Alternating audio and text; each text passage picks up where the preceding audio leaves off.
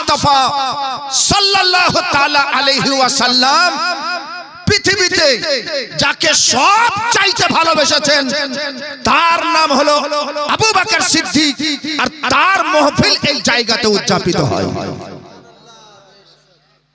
আলহামদুলিল্লাহ, সাওয়ানে কারবালা মানে কারবালার ঘটনা এতে লিপিবদ্ধ।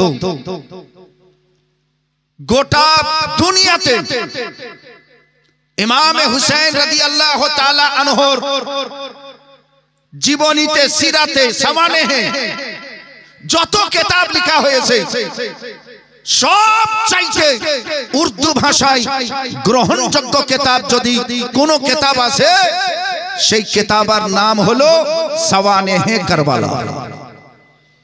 এই কিতাবের মর্যাদা অন্যান্য উর্দু কিতাবের তুলনায়, যেমন তুর পাহাড় যদিও ছোট কিন্তু হিমালয় পর্বত চাইতেও তার মর্যাদা বড় আছে।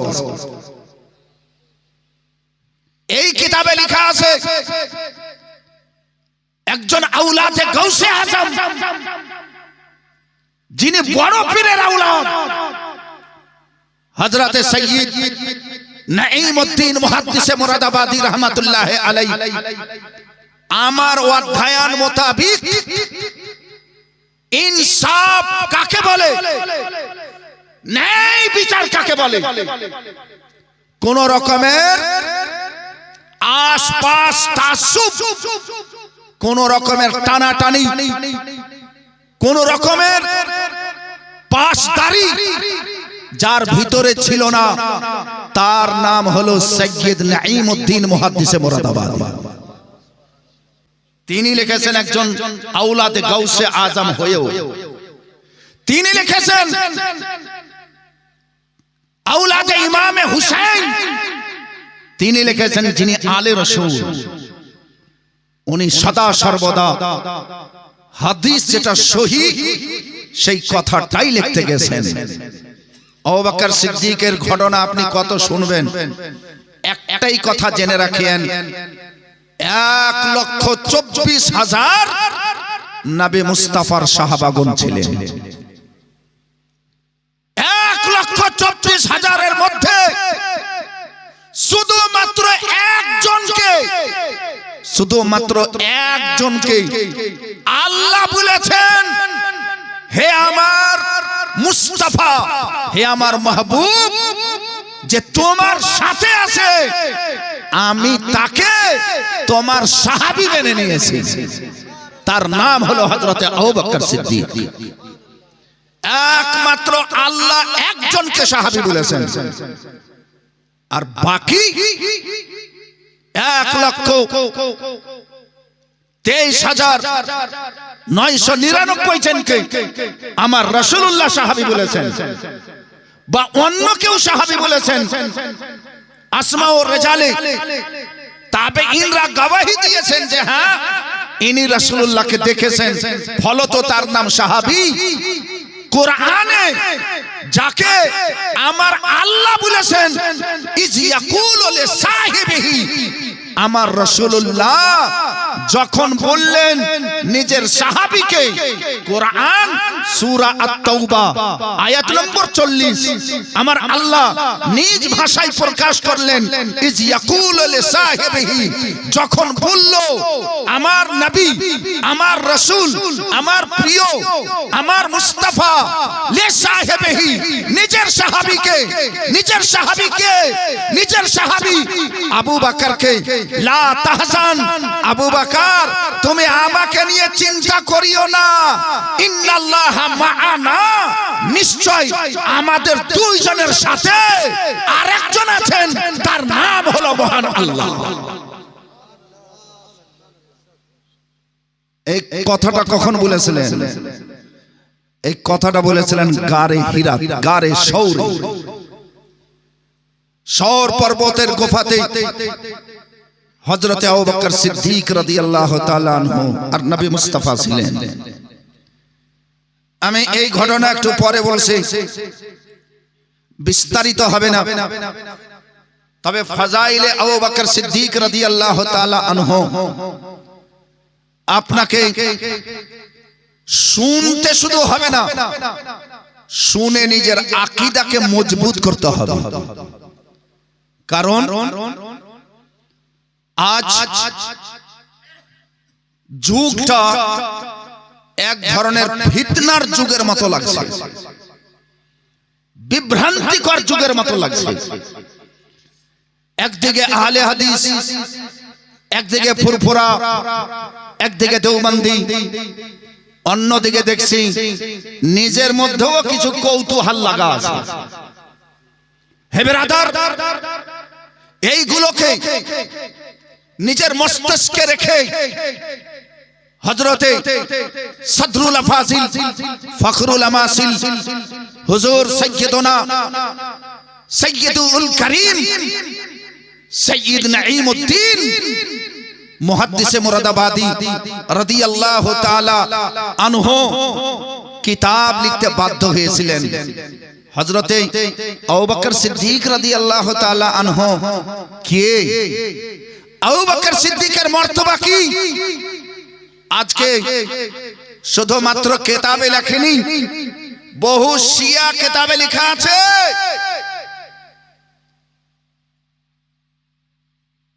अली का पहला नंबर, अबू बकर सिद्दीक का पहला नंबर नहीं, पहला नंबर अली का है। अली पहला खलीफा है। मन कुन्तु मौलाहु फअलियुन मौलाहु। जार मौला आमीन, তার মাওলা আলী। মানুষকে ভুল বুঝাতে চাহে যে যার মাওলা আমি, সর্দার আমি, আমার নবী বললেন তাদের সর্দার আলী, আমার পরে সর্দারি আলীর কাছে যাবে, অন্য কারো কাছে যাবে না। ফলত আলী সর্দার হাকিকাতে ছিলেন, দুশ্মনী করে আলীকে বাদ দিয়ে আবু বকর সিদ্দিককে খলিফা বানা হয়েছিল। এই ধরনের কথা আমাদের ভিতরেও চলছে। হে ব্রাদার, ওইগুলোকে ভাঙার জন্য সেই বদআকিদগিকে আর বদআকিদগির আবর্জনাকে ঝাঁটা দিয়ে সরিয়ে দেওয়ার মতো এই জলসা একটা জারিয়া যেন হয়ে যায়। মহব্বতে বলেন সুবহানাল্লাহ। আপনি শুনুন, এক কথা বলে এই যে আলী খলিফা, তার আগে কেউ খলিফা নয়। দ্বিতীয় নম্বরের কথা, এক হাদিস, আনা মদিনাতুল ইলমি ওয়া আলিয়ুন বাবুহা, মান ইয়াতিল ইলমা ফালিয়াতিল বাবা। मैं इल्म का शहर हूं और अली उसका दरवाजा। जो इल्म लेना चाहे वो अली के पास आए, यानी दरवाजा में आए, अली के पास आए। तो अबू बकर को भी अली के पास से इल्म लेना होगा, उमर को भी अली के पास से इल्म लेना होगा, उस्मान को भी अली के पास से इल्म लेना होगा। तो जब अली इल्म में बड़ा है तो फजीलत में भी अली बड़ा है। बाबू, ये कुछ बातें हो रही हैं, शियाओं में यही बात है। शिया আবু বকর সিদ্দিককে আমরা যে খুতবাতে পড়ি, আলহামদুলিল্লাহিল্লাযী জাআলা ইয়াওমাল জুমআতি সাইয়্যিদাল আইয়াম ওয়ালা না'বুদু ওয়ালা নাস্তাঈনু ইল্লা ইয়্যাহ, খুসুসান আলা আফদালিল বাশারে বাদাল আম্বিয়া বিতাহকীক আবু বকর সিদ্দিক। নবীদের পরে সবচাইতে উত্তম বাশার, সবচাইতে আফজাল হযরতে আবু বকর সিদ্দিক। এটা আমাদের আকীদা, এটা সাহাবীদের আকীদা ছিল, এটা তাবেঈনের আকীদা ছিল, এটা মুহাদ্দিসিনের আকীদা ছিল, এটা মুফাসসিরিনের আকীদা ছিল। আর এটাই চূড়ান্ত ভাবে গোটা কিয়ামত পর্যন্ত আহলে সুন্নাত ওয়াল জামাতের আকীদা থাকবে। আজ কিছু লোক পাইতারা করছে আর বলছে আলী যেহেতু ইলমে সব চাইতে বড়, আলী হচ্ছে ইলমের দরজা, ইলম নিতে হলে আলীর কাছে নিতে হবে, তাহলে আলীরই মর্তবা বড় হলো। আবু বকর সিদ্দিককেও আলীর কাছ থেকে ইলম নিতে হবে, উমর ফারুককেও আলীর কাছ থেকে ইলম নিতে হবে। হে বেরাদার, সাবধান হয়ে যান। আমি একটা কথা বললে লঙ্কাতে আগুন লেগে যেতে পারে, তার পরোয়া করি না। কথাটা শুনেন, অধিকাংশ মুহাদ্দিসিনে কেরাম এই হাদিসকে জয়ীফ বলেছে। আঙ্গুলের গোনা মাত্র 2-3টা মুহাদ্দিস তাকে শেখা বলেছেন, না হলে অধিকাংশ অসংখ্য মুহাদ্দিসিনে কেরাম এই হাদিসকে জয়ীফ বলেছেন। জয়ীফ হাদিস হুজ্জাত হয় না, জয়ীফ হাদিস দলিল হয় না। শুধুমাত্র ফজিলত বর্ণনা করার জন্য, তারগীব দেওয়ার জন্য, তারহিব দেওয়ার জন্য তাকে শুধু বর্ণনা করা যায়, বয়ান করা যায়, দলিলে ওই হাদিসকে পেশ করা যায় না। যারা ঝুমকে বলিয়ে পহিলা তো তোমার এটা দলিলই চলবে না। আর যদি আপনি খুব জবরদস্তি করছেন যে না হাদিস সহি আছে, না হাদিস সহি আছে, চলো বাবা ঠিক আছে আপনার কথা মানলাম, তা আপনার কথা মানবো না হযরতে আলীর কথা মানবো? হযরতে আলী মুশকিল কুশা রাদিয়াল্লাহু তাআলা আনহুর দুটাই বেটা ছিলেন না। ঝুমকে বলিয়ে আরো মহব্বতে বলেন। আপনারা ভাবছেন যে হযরতে আলীর মাত্র 2 জনই বেটা আছে। হযরতে আব্বাস কার বেটা? হযরতে আলীর বেটা। মুহাম্মদ কার বেটা? হযরতে আলীর বেটা। আমরা তো মাত্র জানি আলীর দুটাই বেটা। হে বেরাদার, আমরা তো এটাই জানছি যে শিমর ইমামে হুসেনকে শহীদ করে দিয়েছেন। শিমরটা হলো হযরতে আলীর নিজের শালা, হযরতে আলীর নিজের শালা। জিম্মেদার স্টেজে দায়িত্ব সহকারে 2-4টি কথা বলে যাচ্ছি। হযরতে আলীকে সুন্নি কেউ হত্যা করেননি, শহীদ করেননি। হযরতে আলীকে তারই আত্মীয় খারিজিরা শহীদ করেছে, শিয়ারা শহীদ করেছে। শিয়ানে আলী আলীকে শহীদ করেছে, ইমামে হুসেনকে শিয়ানে আলী শহীদ করেছে। আপনি আচম্বিত হয়ে যাবেন। এইগুলো হাকিকাত, কিছু বর্ণনা করা যায় না। কারণ ঢাকাতেই যদি সালামাত আছে ওটাই হোক, কিন্তু এই যে কিছু মানুষ উত্তেজনা দেখাচ্ছে, মানুষ মানুষকে বিভ্রান্তির দিকে ঠেলে দিচ্ছে, বিচলিত হচ্ছে, তার জন্য বলতে বাধ্য হচ্ছি, খবরদার। আবু বকর সিদ্দিককে আমার নবী স্বয়ং নিজের পরে, নবীদের পরে সব চাইতে আফজাল বানিয়ে গেছেন। তোমার কি ক্ষমতা যে আবু বকর সিদ্দিককে তার সিংহাসন থেকে টেনে নিচে নামিয়ে দিয়ে আর নিচে বসাতে পারো? তুমি হাজার চেষ্টা করো, আলীর দিওয়ানা যেমন জিন্দা আছে, উমারের দিওয়ানা যেমন জিন্দা আছে, আবু বকর সিদ্দিকের দিওয়ানা জিন্দা আছে। বন্ধুগণ আমার, হযরতে মুহাম্মদ বিন হানিফিয়া, মুহাম্মদ ইবনে আলী, মুহাম্মদ যখন বাদশা ছিলেন হযরতে আলী মুশকিল কুশা, 2 জন 2 ধারে মন্ত্রী ছিলেন, ওয়াজির আজম। একজন হযরতে ইমামে হাসান, একজন ইমামে হুসাইন। সেনাপতি ছিলেন মুহাম্মদ ইবনে আলী। মুহাম্মদকে একজন খারিজি জিজ্ঞাসা করছে, বদ আকীদা জিজ্ঞাসা করছে, মুহাম্মদ মনে হয় তোমার আব্বা তোমাকে ভালোবাসেন। হাসান হুসাইন রাদিয়াল্লাহু তাআলা আনহুমকে বেশি ভালোবাসে কেন? আরে তাদেরকে সিংহাসনের পার্শ্বে কুরসিতে বসিয়ে রাজত্ব চালাচ্ছেন, তাদেরকে উজির বানিয়ে রেখেছেন, আর আপনাকে এত দূরে রেখেছেন। হযরতে মুহাম্মদ যেহেতু আলীর বেটা, আরে ঝুমকে বলিয়ে সুবহানাল্লাহ।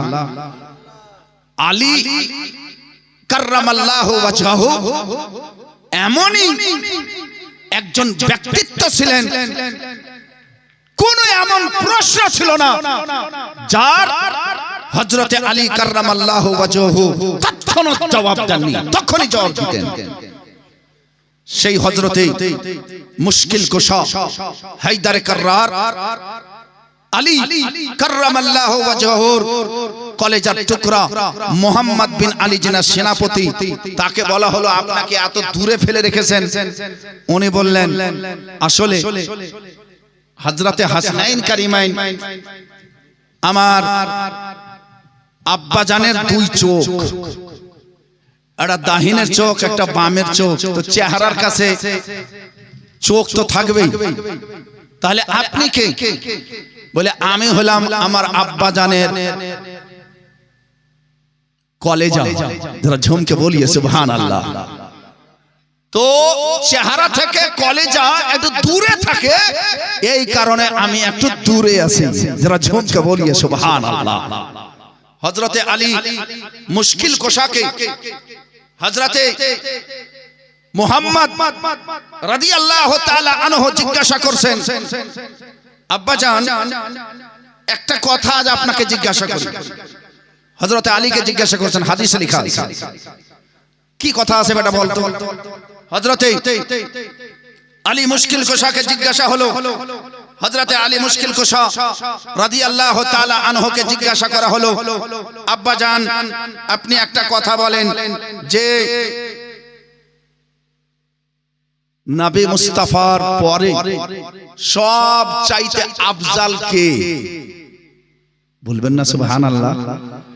আপনার বলাতে আমার বলাতে কিয়াস করে বলাতে আপনি তো কিয়াস করে বলছেন, আর আলী মুশকিল কোশা ডাইরেক্ট বলছেন। ডাইরেক্ট কি বলছেন জবাব শুনে যাবেন। হযরতে মুহাম্মদ জিজ্ঞাসা করলেন, নবীর পরে সব চাইতে বড় মর্তবা বড় মর্যাদা, নবীর পরে সব চাইতে আফজাল কে? হযরতে আলী বিনা চিন্তা ভাবনাতে বললেন, আবু বকর সিদ্দিক। নবীর পরে সব চাইতে উত্তম আলা আফজাল হযরতে আবু বকর সিদ্দিক। সুম্মা বাদাহু, আব্বু জান তারপরে উচ্চ মর্যাদাশালী ব্যক্তি কে? ক্বালা উমর। তিনি বললেন, হযরত আলী নিজের মুখে বলছেন, নিজে বলছেন, তারপরে বড় মর্যাদাশালী হচ্ছেন হযরতে উমর। মুহাম্মদ বলছেন, আমি থতমতিয়ে গেছি যে এবার যদি জিজ্ঞাসা করি তো মনে হয় উসমানের নাম নিতে পারে। এটা আমার ভিতরকার কথা ছিল।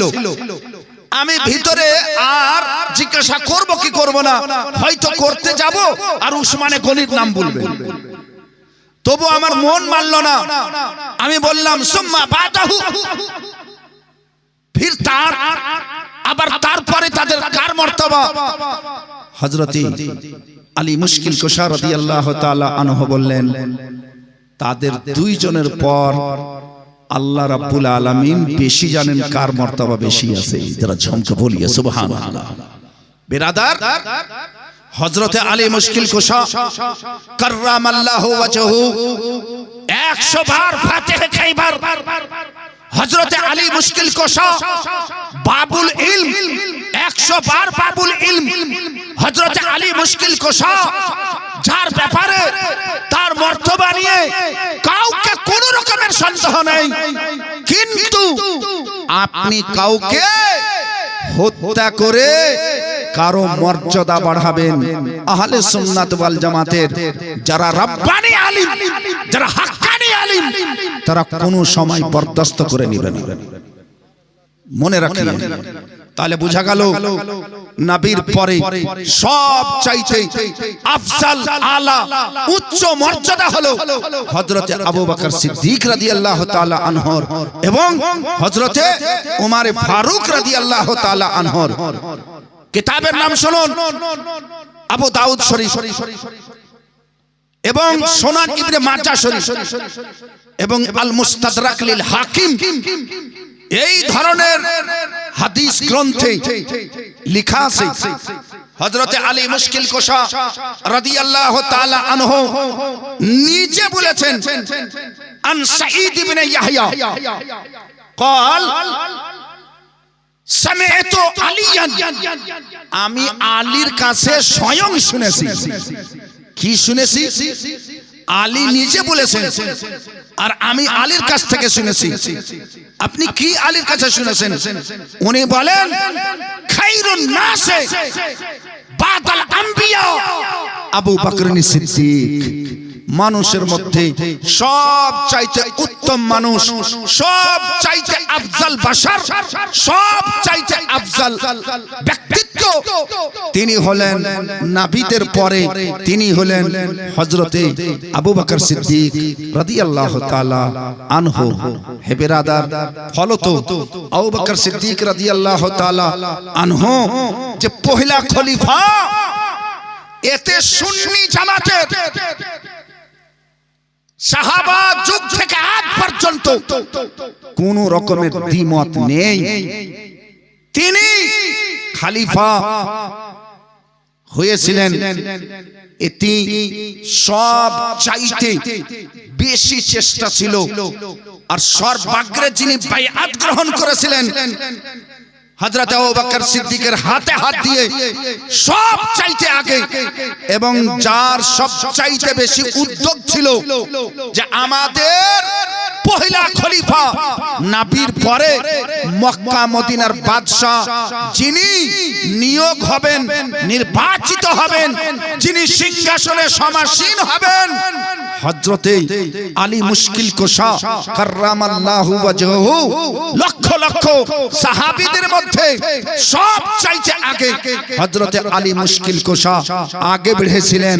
আর হযরতে আবু বকর সিদ্দিককে তিনি সিংহাসনে বসিয়ে সব চাইতে আগে তিনি, অর্থাৎ হযরতে আলী হযরতে আবু বকর সিদ্দিকের হাতে হাত দিয়ে বাইআত হয়েছিলেন। যারা ঝুমকে বলো সুবহানাল্লাহ, আরো একটু মহব্বতে বলেন সুবহানাল্লাহ। আজ যারা বলছেন দামাদাম মস্ত কালান্দার আলী কা পহলা নাম্বার, কথা ঘুরিয়ালেন, সুন্নি জামাতে এই কথা চলবে না। আলী মুশকিল কুশা মর্তবা মর্যাদা, তার পায়ের ধুলা যদি আমরা পেয়ে যাই তো ওটাকে নিজের চোখের সুরমা বানিয়ে নিই। সুরমা তো দূরের কথা, মাথার তাজ পর্যন্ত আমরা মনে করি, এত শ্রদ্ধা সম্মান করি। কিন্তু কারো মর্যাদা কেড়ে কাউকে দেওয়া, এর নাম ইনসাফ নয়, এর নাম হলো দোগলাগিরি করা, এর নাম হলো মাক্কারি করা, এর নাম হলো বেঈমানি করা। যাকে আমার নবী মুস্তাফা যতটা মর্যাদা স্বয়ং দিয়েছেন সেটা উম্মত হিসাবে কবুল করতে হবে। যারা ঝুমকে বলো সুবহানাল্লাহ। প্রাণের বন্ধুগণ আমার, হযরতে আবু বকর সিদ্দিক রাদিয়াল্লাহু তাআলা আনহুর ব্যাপারে এই ধরনের ছিনিমিনির কথা বলি। আরো কিছু কথা আছে, আমি ওইগুলো ঝাড় ঝাঁটা যত আছে আবর্জনামূলক জিনিস আছে সেগুলোকে একটু সরিয়ে দিতে চাই। নবী সাল্লাল্লাহু আলাইহি ওয়াসাল্লামের নিজের একটা বাগান ছিল, ওই বাগানের নাম হলো বাগে ফাদাক। নামটা কি হলো? বাগে ফাদাক। ফাদাক বাগিচা, খেজুরের বাগান ছিল, বিঘার বিঘার বাগান। নবীর নিজে কিনা ছিল আর নবীর নামে দলিল ছিল। আকা সাল্লাল্লাহু আলাইহি ওয়াসাল্লামের ওয়াফাতের পরে নবীর পর্দা করার পরে নবী সাল্লাল্লাহু আলাইহি ওয়াসাল্লামের পুত্র সন্তান জীবিত ছিল না। আকা সাল্লাল্লাহু আলাইহি ওয়াসাল্লামের বিটির মধ্যে কেবলমাত্র একজন বিটি জিন্দা ছিলেন, তার নাম হলো হযরতে ফাতেমাতুজ জোহরা রাদিয়াল্লাহু তাআলা আনহা। ইনি ছিলেন জিন্দা, বাকি বেটিরাও ইন্তেকাল করে গেছিলেন। নবী সাল্লাল্লাহু তাআলা আলাইহি ওয়াসাল্লাম নিজের বেটি উম্মে কুলসুমকে নিজের হাতে দফন করেছিলেন, হযরতে রুকাইয়াকে নিজের হাতে দফন করেছিলেন। হে বিরাদার, লাস্ট বেটি হযরতে ফাতেমাতুজ জোহরা রাদিয়াল্লাহু তাআলা আনহা জিন্দা ছিলেন। সেই সময় খলিফাতুল মুসলিমিন আমিরুল মুমিনিন হযরতে আবু বকর সিদ্দিক রাদিয়াল্লাহু তাআলা আনহু সিংহাসনে বাদশা হয়ে মানুষের ন্যায় বিচার করতেন, তিনি আদিল হয়ে বসতেন, তিনি ইনসাফ করতেন। হযরতে ফাতেমাতুজ জোহরা রাদিয়াল্লাহু তাআলা আনহা হঠাৎ করে আবু বকর সিদ্দিক রাদিয়াল্লাহু তাআলা আনহুর আদালতে পৌঁছে গেছিলেন। হে বিরাদার, আপনি শুনে আশ্চর্যজম্বিত হবেন, আপনি শুনে আপনাকে যেন কেমন লাগবে। হযরতে ফাতেমাতুজ জোহরা যে বলছেন, আবু বকর আপনি হলেন বাদশা, আমার আব্বা জানের এই যে বাগে ফাদাক খেজুরের বাগান, ওর অগ্রাধিকারিনী, ওর হকদার, ওর মিরাস বেটিকেই তো পাওয়া যাবে। যেমন কারো বাপ মরছে তো আর বেটা বেটিকে পাওয়া যায় না, যায় না? আরে কিছু তো বলবেন। যাই, তাহলে নবী সাল্লাল্লাহু আলাইহি ওয়াসাল্লাম পর্দা করেছেন, তার বেটিকে পাওয়া যাবে কি যাবে না?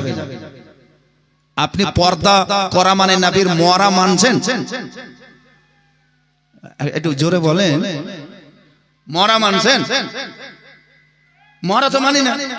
যার বাপ মরেছে তার জমির ভাগ হয়ে গেছে, ফাতেমার বাবা মরেনি, তাহলে ভাগ কিসের হবে? ঝুমকে বলি।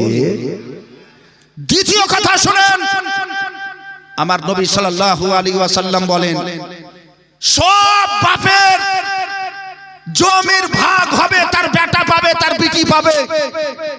আমি নবী, আমার ভাগের জমি আমার বিটি বেটার কাছে ভাগ হবে না, কারণ আমি নবী, ফাতেমার নিজের বাবা আর সারা উম্মতের রুহানি বাবা। ফলত আমার জমি আমার ওয়াফাত বরণের পরে, আমার পর্দা করার পরে, আমার জমি আমার সারা জগতের কিয়ামত পর্যন্ত যত উম্মত হবে সবারই ভাগে ছেড়ে গেল। যারা জমকে বলি, তাহলে আমরা যতই গরিব হোক না কেন, আমাদেরও মক্কা মদিনাতে জমি আছে। বলবেন না একটু জোরে? আরে আরো একটু মহব্বতে বলেন। তাই আজ পর্যন্ত সেই বাগান আছে, নবীর হাতের লাগা বাগান আছে আজ পর্যন্ত। ওই বাগানের যত খেজুর হয় সব জমা হয়, বিক্রি হয় না, উম্মতের কাছে বিতরণ হয়। আমরা অনেক দূরে আছি, এত দূরে আসতে পারা যায় না। হে বিরাদার, ওই বাগানের জন্য যখন হযরতে ফাতেমাতুজ জোহরা আবেদন করেছিলেন, হযরতে আবু বকর সিদ্দিক রাদিয়াল্লাহু তাআলা আনহু তাকে জবাব দিয়েছিলেন, মারে আমি তোর অতি শ্রদ্ধা করি, আমি বলো তোমার আবেদন, বাপের জমি বেটি পাবে, আমি জানি 100 বার পাবে, কিন্তু তোমার বাবা সারা জগতের বাবার মতো ছিলেন না। তোমার বাবা নবী, সারা জগতের বাবা উম্মতি। ঝুমকে বলিয়ে সুবহানাল্লাহ।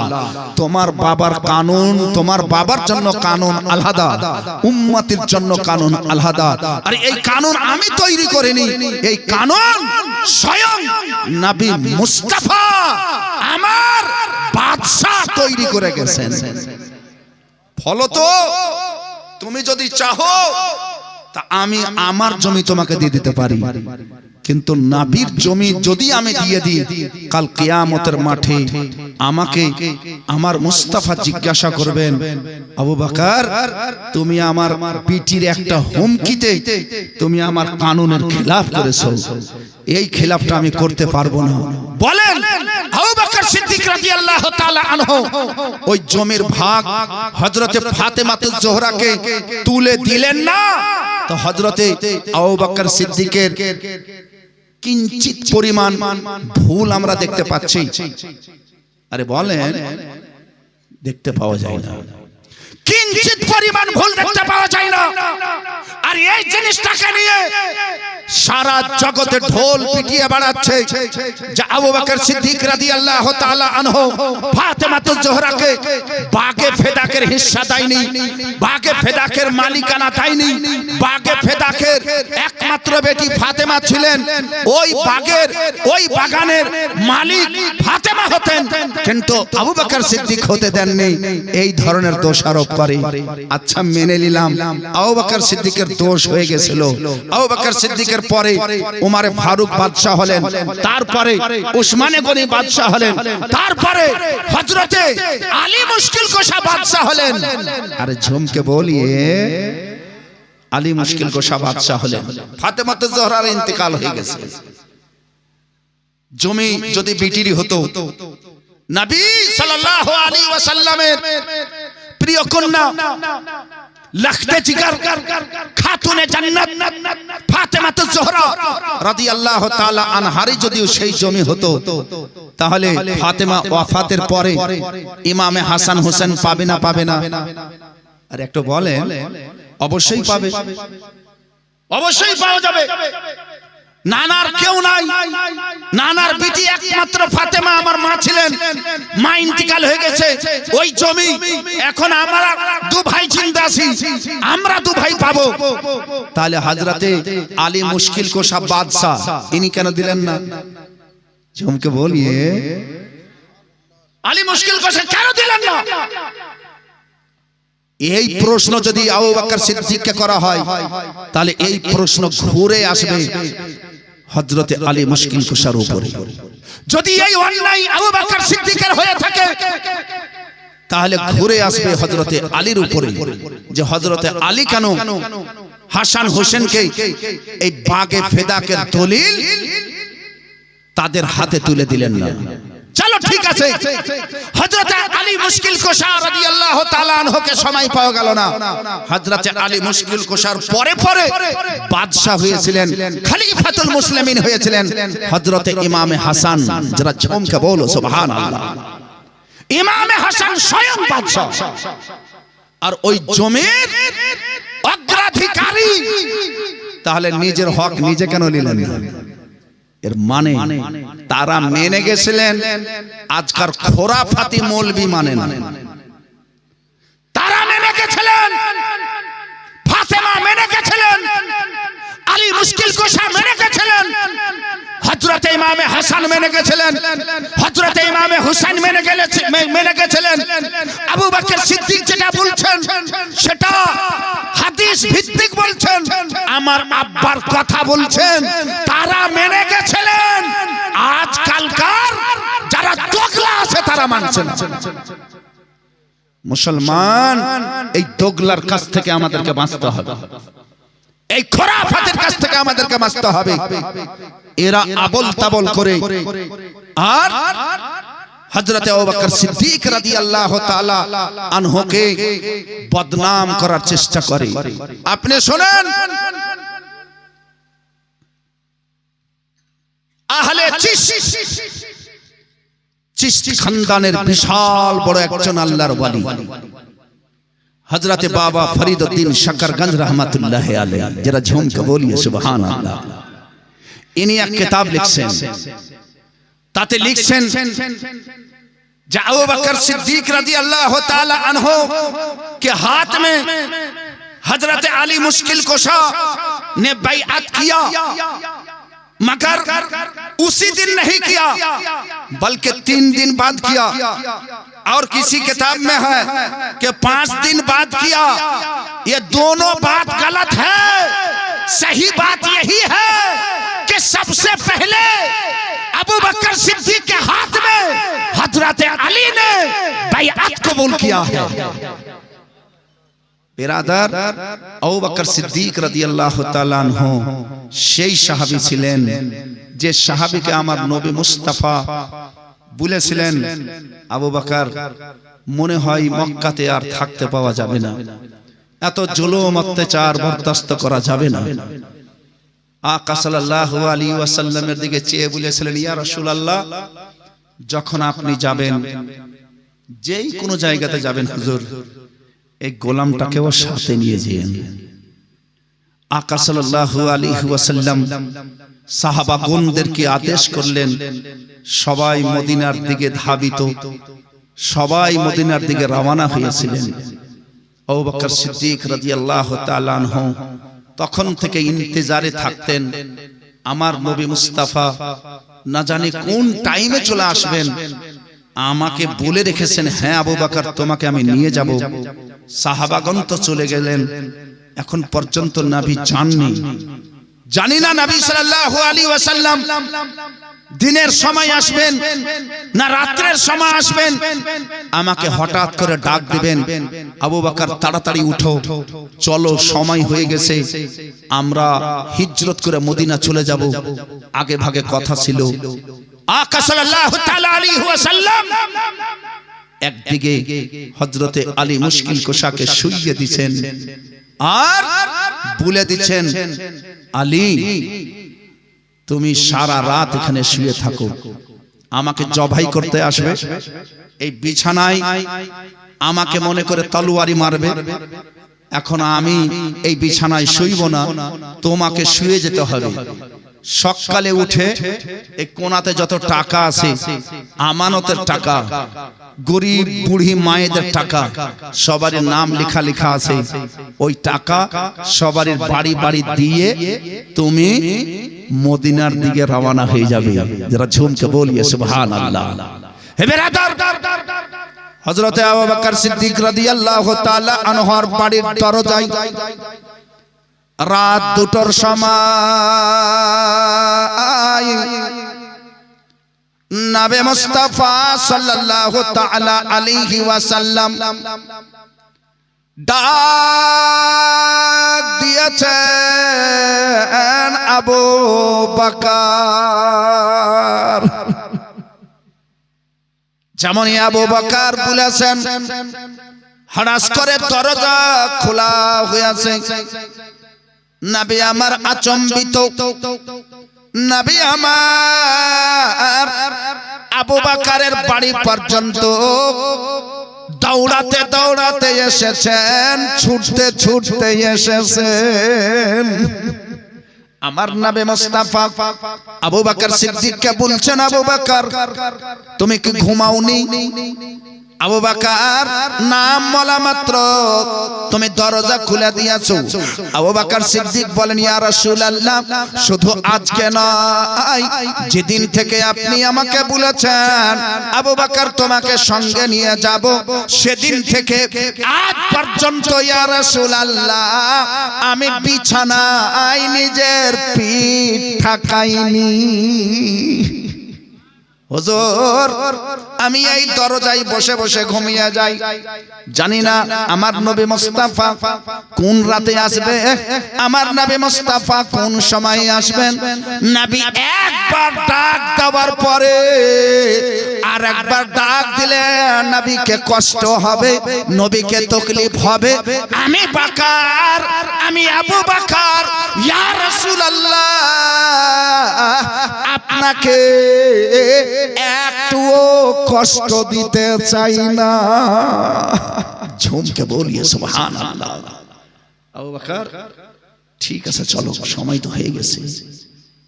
আবু বকর বললেন, ইয়া রাসূলুল্লাহ সাল্লাল্লাহু আলাইহি ওয়াসাল্লাম এত দূর যাব হুজুর, কিছু টাকা পয়সা নিয়ে যেতে হবে।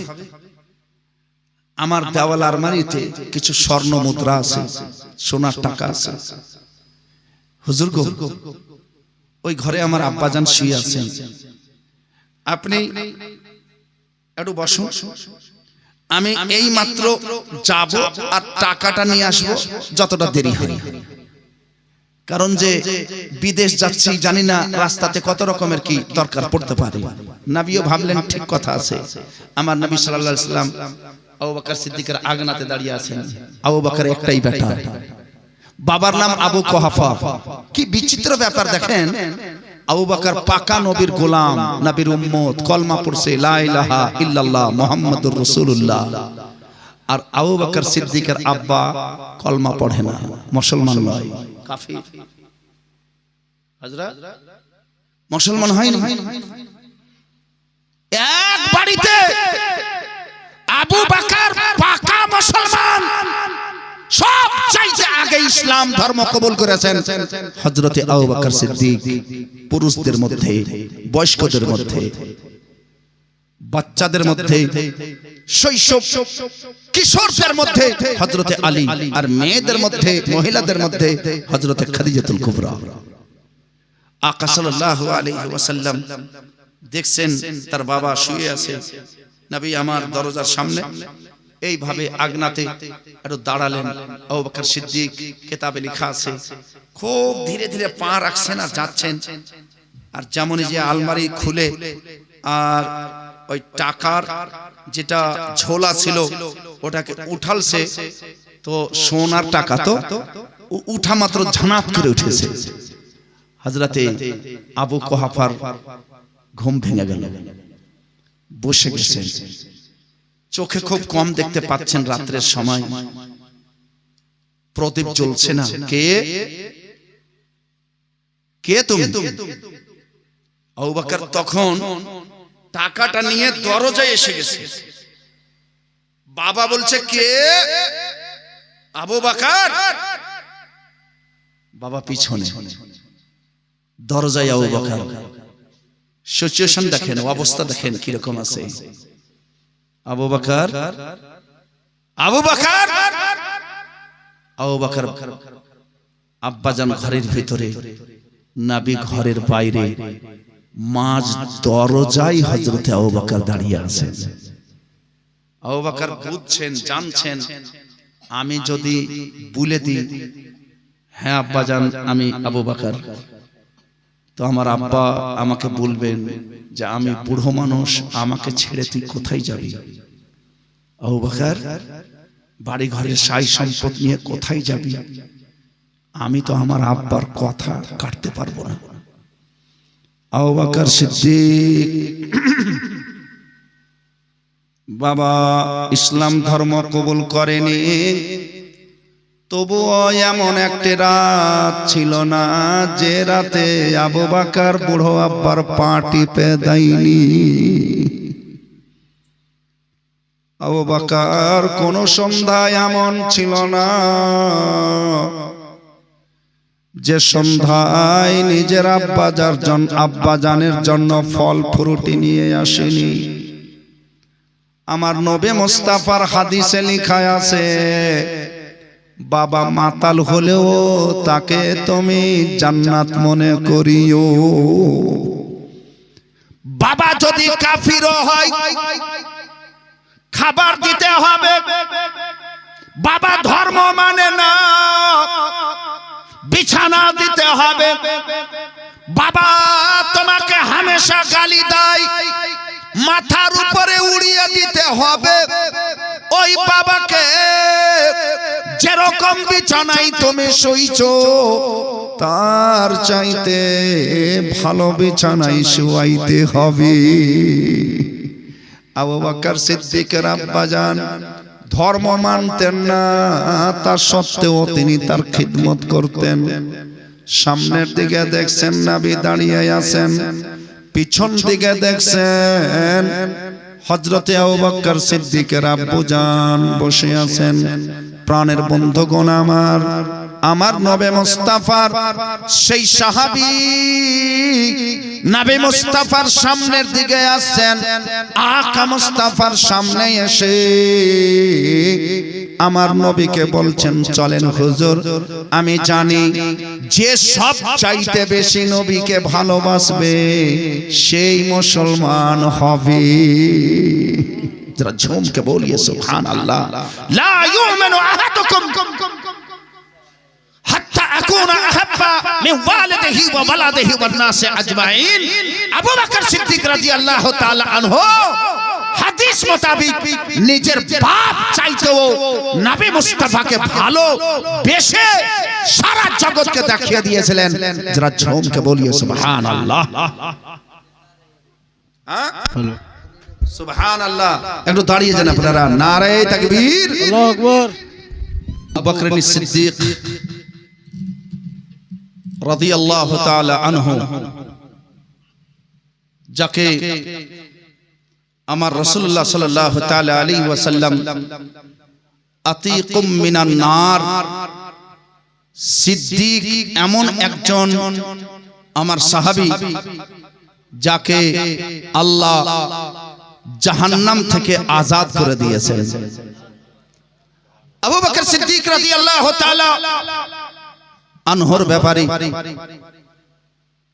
যত কিছু লেখক আছে বা আহলে বাইতের ব্যাপারে উর্দু কিতাব লিখনে वाला লেখক যত আছে, আমি এক দুই খানা কিতাবের অধ্যয়ন করিনি।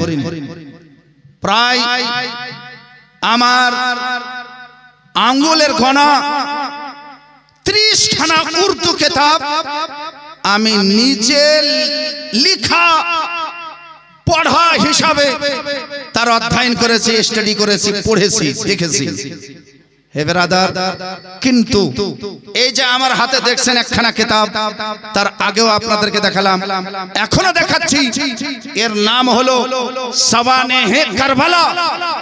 এই কিতাবটি এমনই একটি কিতাব যে কিতাবে কোন রকমের ভেজাল থাকা তো দূরের কথা, যেগুলো ভেজাল সুন্নি জামাতে কেউ ঢুকিয়ে দিয়েছিল, হুজুর সদরুল আফাজিল ঝাড়ু নিয়ে পরিষ্কার করে দিয়েছে।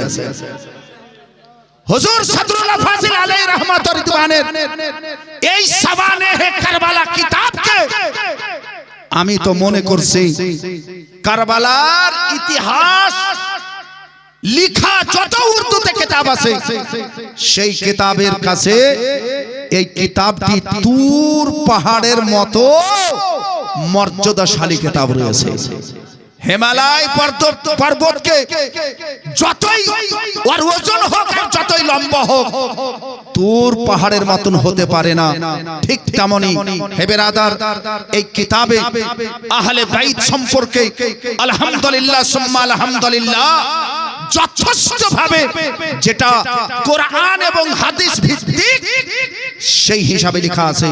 আবু বকর সিদ্দিক রাদিয়াল্লাহু তাআলা আনহুর আসল পরিচয় যদি আপনি পেতে চান তাহলে আপনাকে এক নজর সওয়ানেহে কারবালা কিতাবটি পড়ে দেখতে হবে। আমি হুজুর সদরুল আফাজিল ফখরুল আমাসিল আলাইহি রহমাত ওয়া রিদওয়ানের কিতাব থেকে অনেকগুলো উদ্ধৃতি, যতগুলো উদ্ধৃতি আমি পেশ করেছি সব তাতে লেখা আছে। আমি প্রথম থেকে শেষ পর্যন্ত এই কিতাবটাকে পড়েছি। আলহামদুলিল্লাহ সুম্মা আলহামদুলিল্লাহ, যত ফাজাইল, যত মানাকিব হুজুর সদরুল আফাজিল আলাইহি রহমাত ওয়া রিদওয়ান বর্ণনা করেছেন, নিজ পক্ষ থেকে একটা হরফ উনি বৃদ্ধি করেননি, ঘটাননি, কমাননি, নিজে ভাবে নিজ পক্ষ থেকে দেননি। যতগুলো বলেছেন সমস্ত কোরআনের আয়াত এবং পবিত্র হাদিসের তরজমা করে রেখে দিয়েছেন। হে ব্রাদার, আলহামদুলিল্লাহ সুম্মা আলহামদুলিল্লাহ, আমরা এই উর্স মোবারক বলেন আর কনফারেন্স বলেন, সাইয়্যিদুনা আবু বকর সিদ্দিক রাদিয়াল্লাহু তাআলা আনহুর এই পবিত্র কনফারেন্স তার নামে আখ্যায়িত, তার নামে মানসুব। মাশাআল্লাহ, আলহামদুলিল্লাহ। হে বেরাদার, যতই কেউ যত রকমের ঘটাক না কেন, আমাদের মাঝখানে আজকেও সেই আহলে বাইত রয়েছেন, শেখ আউলাদে গাউসে আজম রয়েছেন, সে আলে রাসূল রয়েছেন, যিনি রাসূলের কওলকে হেরাফেরি করতে দিবেন না। হাই কওলে মোহাম্মদ, কওলে খোদা, ফরমান না বদলা जाएगा, बदलेगा जमाना लाख मगर कुरान ना बदला जाएगा। আজ যদি হাক্কানিয়াতের কথা আপনি পেয়ে থেকেছেন, আপনি পেতে চাহেন, তাহলে আজ কেউ সেই সদরুল আফাজিল ফখরুল আমাসিলের বংশধর, তার কলজার টুকরা হযরতে আল্লামা মাওলানা সৈয়দ শাহ জাফরউদ্দিনের কলেজের টুকরা সৈয়দ শাহ ফিদায়ে মিল্লাত মুজাফফরউদ্দিন নাঈমি, তার কলেজের টুকরা সৈয়দ আজিমউদ্দিন সৈয়দ নিজামউদ্দিন রূপে আমাদের কাছে মজবুত রয়েছেন। এদের দামান যতদিন ধরে থাকবেন, হাক্কানি আলিমও আছেন আর আলে রাসূলও আছেন। বেরাদার, একটা কথা মনে রাখিয়েন, যার উপরে শুধুমাত্র একটাই গর্ব থাকবে যে আমি আলে রাসূল, আর যার ভিতরে দুইটি, একটা জাতি সিফাত আছে যে আলে রাসূল, আর একটা ওয়াসফি সিফাত আছে আলিমে দ্বীন, ওই দামান আপনাকে কোনোদিন ধোঁকা দিতে পারে না। যারা ঝুমকে বলিয়ে সুবহানাল্লাহ। নবী সাল্লাল্লাহু তাআলা আলাইহি ওয়াসাল্লাম হাদিস শরীফে বলেছেন, তারাকতু ফীকুমুস সাকালাইন, আমি তোমাদের মাঝখানে দুটো ভারী জিনিস রেখে যাচ্ছি। আহাদুহুমা ইতরাতি, আহাদুহুমা আল কুরআন, প্রথমত আল কুরআন, পবিত্র কুরআন, ওয়া সানিয়ুহুমা ইতরাতি আই আহলে বাইতি, আর দ্বিতীয় হলো আমার আহলে বাইত। এটা হাদিস রাখেন। তার পাশে আরেকটা হাদিস আছে, তার পাশে আরেকটা হাদিস, ওই হাদিসটা কি? তারাকতু ফীকুমুস সাকালাইন আসিমাতাইন, আমি তোমাদের কাছে দুটো ভারী জিনিস রেখে যাচ্ছি। কি ভারী জিনিস, কি বড় জিনিস? তাতে লেখা আছে আহাদুহুমা আল কুরআন, সানিয়ুহুমা সুন্নতি, প্রথমত কুরআন, আউয়াল নাম্বার কুরআন, আর দ্বিতীয় নম্বরটা হলো আমার সুন্নাত। তাহলে কোনটা হাদিসকে মানা যাবে? আগেকার হাদিসকে মানা যাবে না পরেকার হাদিসকে মানা যাবে? কথাটা আপনারা খুব ভালো করে ধ্যান করে শুনেন। একটা হাদিসে আছে আমি তোমাদের মাঝখানে দুটো জিনিস রেখে যাচ্ছি, একটা কুরআন আর একটা আহলে বাইত, এটা একটা হাদিস। অন্য হাদিসে বলছেন আমি তোমাদের কাছে দুটো ভারী জিনিস রেখে যাচ্ছি, একটা হলো কুরআন আর একটা হলো আমার সুন্নাত। তাহলে হাদিস তো দুটো হয়ে গেল। কোন হাদিসকে মানা যাবে? দোনো হাদিসকে মানা যাবে। হুজুর কেমন করে দোনো হাদিসকে মানবেন? এটা দেখতে দোনো দু রকমের লাগছে, হাকিকাতে এক রকমেরই হাদিস আছে। যারা ঝুমকে বলি সুবহানাল্লাহ, বুঝতে হবে দেখতে দু রকমের হাদিস, হাকিকাতে এক রকমের হাদিস। নবী মুস্তাফা বলতে চেয়েছেন আমার আহলে বাইত হলে কি হবে? আহলে বাইত যদি আমার সুন্নাত ওয়ালা হয় তাকে মজবুত ভাবে ধরে থাকিও। আরে ঝুমকে বলিয়ে আহলে বাইত যদি আমার সুন্নাত মোতাবেক হয় তাহলে বুঝা গেল নবী মুস্তাফা বলেছেন কোরআন রেখে গেলাম, সুন্নাত রেখে গেলাম, কোরআন রেখে গেলাম, আহলে বাইত রেখে গেলাম।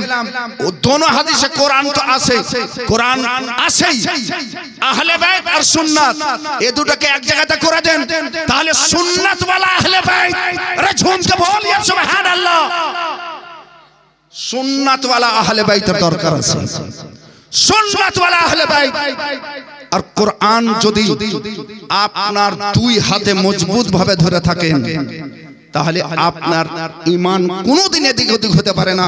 নবী সাল্লাল্লাহু আলাইহি ওয়াসাল্লাম বলেন, লা তাদুল্লু লান তাদুল্লু, আদৌ তোমরা হারগিজ তোমরা গোমরাহ হবে না, ঈমান সহকারে ইন্তেকাল করবে।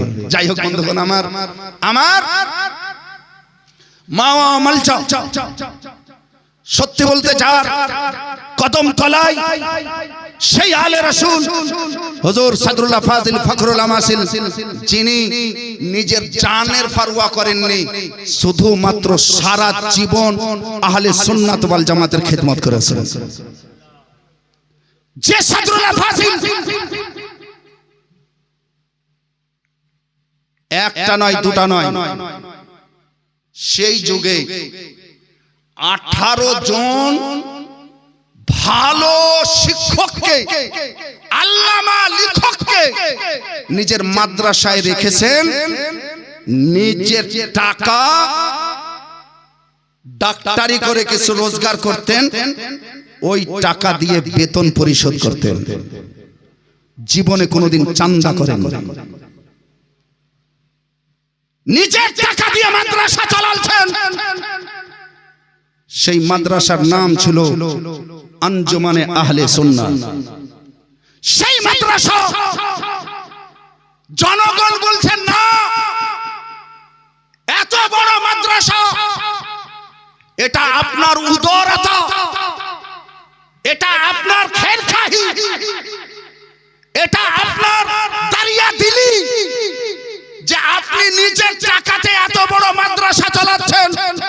হাজার হাজার ছেলেকে সকালে দুপুরে রাত্রে খাবার দিচ্ছেন, এরপরেও বেরামি ছেলেকে, অসুখ ছেলেকে আপনি নিজেই চিকিৎসা করছেন।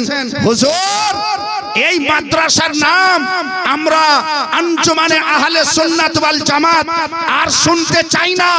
এই মাদ্রাসার নাম হবে মাদ্রাসা নাঈমিয়া। তারপর থেকে এই মাদ্রাসার নাম জামিয়া নাঈমিয়া হয়েছে। হে ব্রাদার, হুজুর সাদরুল্লাহ ফাজিল নিজে জামিয়া নাঈমিয়া রাখেননি, লোকজনের আকাঙ্ক্ষা চাহিদা ছিল।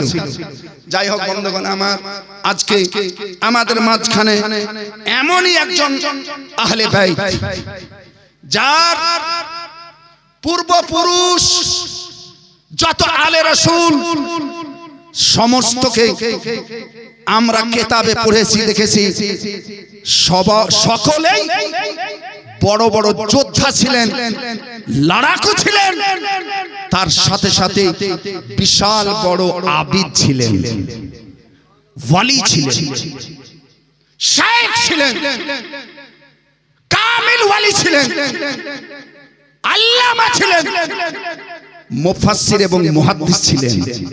যারা ঝুমকে বলিয়ে সুবহানাল্লাহ। আমার কাছে সময়, যেহেতু হুজুর চলে এসেছেন, হুজুর সাদরুল্লাহ ফাজিল ফখরুল আমাসিল আলাইহি রাহমাত রিদওয়ান, বহু এমন কথা আছে যে মাশহুর কথা পর্যন্ত হযরত সাদরুল্লাহ ফাজিল এক সাইডে রেখে দিয়েছেন, তাহকিক করেছেন। তাহকিকে যেটা ধরা পড়েছে, সাদরুল্লাহ ফাজিল তারই প্রতি ফতোয়া দিয়েছেন। সাদরুল্লাহ ফাজিল বিনা তাহকিকে কোনো জিনিস কবুল করতেন না। এই কিতাবে আর এই ধরনের অনেকগুলো কিতাব আছে। হুজুর সাদরুল্লাহ ফাজিল ফখরুল আমাসিল আলাইহি রাহমাত রিদওয়ান, তারই বংশধর, তারই নবীরা। হে ব্রাদার, সাদরুল্লাহ ফাজিলকে জগতের লোক মুফাসসির শুধু বলে দেননি, বাড়ি বাড়িতে সুন্নি জামাতের বাড়ি বাড়িতে যত কানজুল ঈমান কোরআন রাখা আছে, সাদরুল আফাজিল আলা হযরতের সঙ্গে বসে আছে। সব জায়গাতে আহলে সুন্নাত ওয়াল জামাতের ঘরে ঘরে আপনাকে খবর নাই, কিন্তু সাদরুল্লাহ ফাজিলের কোরআনের তাফসীর আপনাদের মসজিদে মসজিদে মাদ্রাসাতে মাদ্রাসাতে রাখা আছে। তারই আওলাদ হলেন হুজুর পীরে তরিকত রাহবারে রাহে শরিয়ত সৈয়দ শাহ নিজামউদ্দিন মুরাদাবাদী সুম্মা দুবরাজপুরি উপস্থিত হয়ে গেছেন। বেরাদার, ইনশাআল্লাহ আবার কখনো দেখা যাবে। এই পর্যন্ত আমি ইতি সমাপ্তি ঘোষণা করছি। পবিত্র কোরআন হতে সূরা আত-তাওবা আয়াত নম্বর 40 থেকে আয়াত পাঠ করেছিলাম। ইজ ইয়াকুলু লিসাহিবিহি লা তাহজান ইন্নাল্লাহা মাআনা। এই আয়াতের কিছুটা তরজমা করেছি। হযরত আবু বকর সিদ্দিক রাদিয়াল্লাহু তাআলা আনহুর নামে মানসুব এই পবিত্র কনফারেন্স, সেহেতু তারই আলোচনা আজকে আপনাদের সম্মুখে রেখেছি। ওয়া আখিরু দাওয়ানা আলহামদুলিল্লাহি রাব্বিল আলামিন। আসসালামু আলাইকুম ওয়া রাহমাতুল্লাহি ওয়া বারাকাতুহু।